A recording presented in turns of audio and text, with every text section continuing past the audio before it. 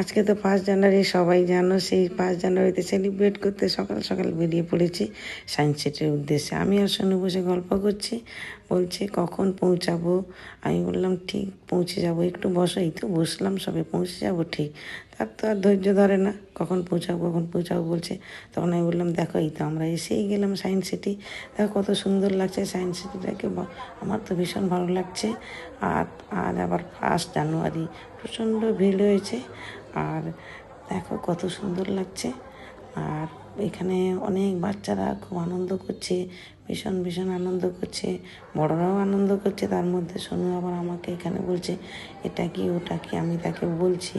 আর সে বেশ আনন্দ পাচ্ছে, কেন সে প্রথমবার এখানে এলো আর এইসব দেখছে, খুব খুশি হচ্ছে।